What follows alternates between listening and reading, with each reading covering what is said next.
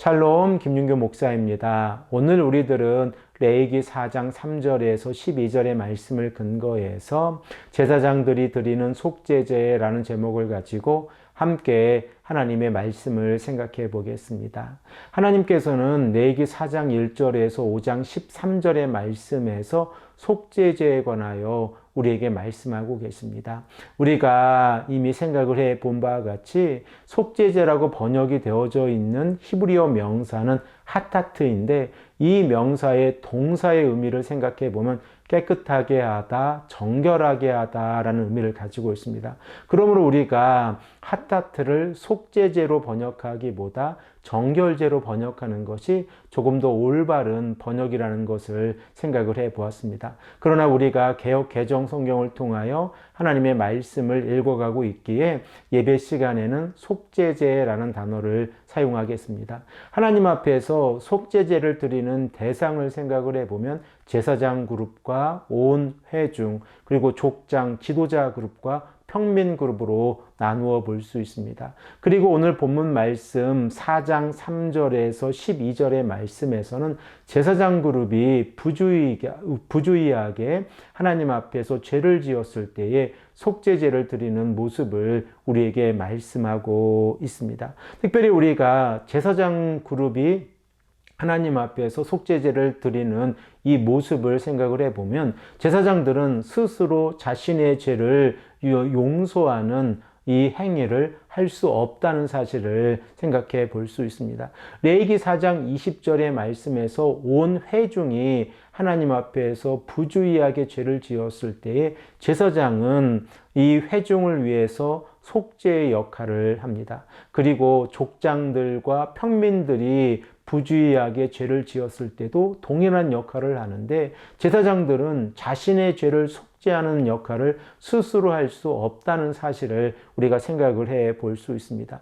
그러면 오늘 본문 말씀을 통하여 본문 3절에 기록되어져 있는 백성의 허물이 되었으면 이라고 하는 그 의미가 무엇을 의미하는지를 생각해 보겠습니다. 제사장들이 백성의 허물이 되었다라고 하는 그 의미는 제사장으로 인하여 백성들이 손해를 입거나 그리고 어려움을 당했을 때를 의미합니다. 이럴 때에 제사장들은 하나님 앞에서 속죄제를 드려야 합니다. 먼저 우리가 제사장 그룹에 관하여 생각을 해 보아야 하는데, 제사장 그룹은 하나님 앞에서 기름을 부음 받음을 받은 자로서 그들은 이스라엘 백성들에게 하나님의 말씀을 가르치는 교사의 역할을 하고 있었습니다. 그러므로 제사장 그룹은 하나님 앞에서 공적인 삶뿐만 아니라 사적인 삶 가운데에서도 하나님 앞에서 정결을 유지하고 거룩한 삶을 살아가기 위해서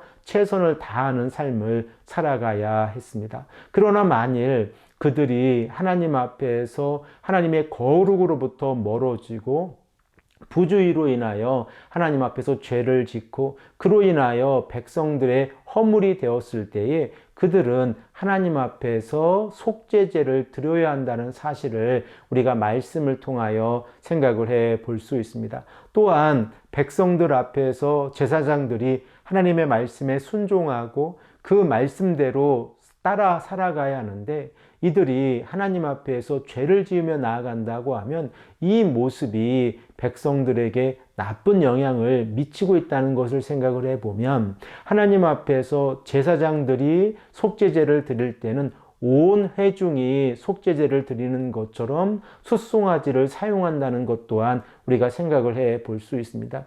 이렇게 하나님 앞에서 제사를 드릴 때에 속죄제를 드리는 제사장은 자기의 죄를 이 속죄물인 숫송아지의 머리에 안수해서 그 죄를 전가하고 그 숫송아지를 잡아서 피를 제단에 뿌리는 행위를 하게 되어집니다. 특별히 우리가 오늘 본문 말씀을 통하여 본문 5절과 6절에 기록되어져 있는 말씀을 통하여 생각을 해 볼 수 있는 것은, 이 숫송아지의 피를 뿌리는 이 장소가 일반적으로 평민들이 또한 온 회중이 그리고 족장들이 드리는 이 속죄제의 방법과 다르다는 사실을 깨닫게 되어집니다.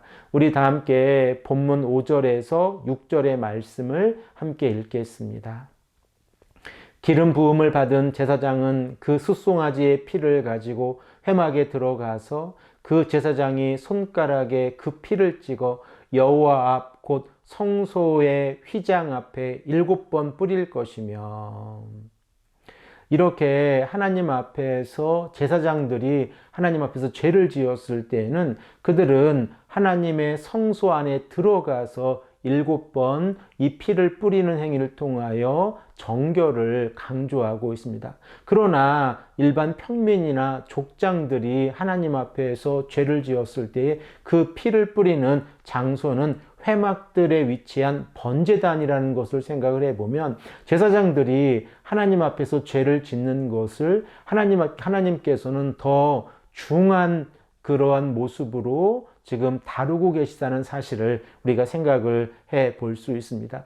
피 뿌리는 의식에 이어서 숫송아지를 제물로 삼아서 하나님 앞에 화제로 드려지게 되어지는데, 일반 회중이나 족장과 그리고 평민들이 드리는 제사 방법과 다르게 이 제사장들이 드리는 이 속죄제는 이 고기를 하나도 남기지 않고 온전히 다 화제로 태워서 드린다는 것도 일반 속죄제와 다른 모습이라는 것을 우리가 생각을 해 볼 수 있습니다.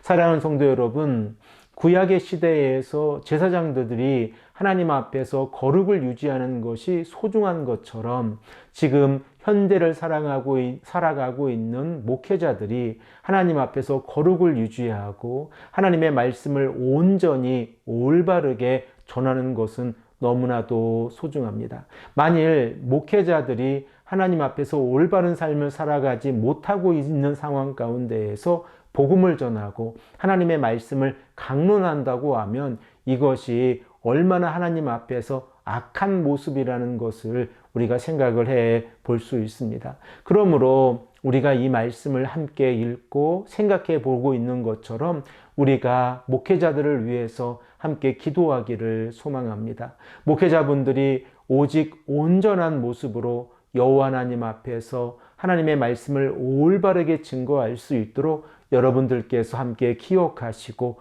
기도해 주시기를 부탁드립니다. 특별히 제가 하나님의 말씀을 올바르게 증거할 수 있도록 오직 하나님의 말씀을 하나님의 백성들에게 하나님의 뜻을 전하는 목회자가 될 수 있도록 함께 기도해 주시기를 부탁드립니다. 함께 기도드리겠습니다. 아버지 하나님, 감사합니다. 오늘도 우리에게 말씀하셔서 제사장 그룹이 하나님 앞에서 속죄제를 드리는 모습을 통하여 우리들의 목회자들의 모습을 생각해 보게 하시니 감사합니다. 아버지 하나님, 목회자인 제가 하나님 앞에서 올바로 서게 하시고 하나님 앞에서 올바로 서 있는 모습 가운데에서 복음을 올바르게 증거할 수 있도록 인도하여 주시옵소서. 감사드리오며 사랑이 많으신 예수 그리스도의 이름으로 간절히 기도합니다. 아멘.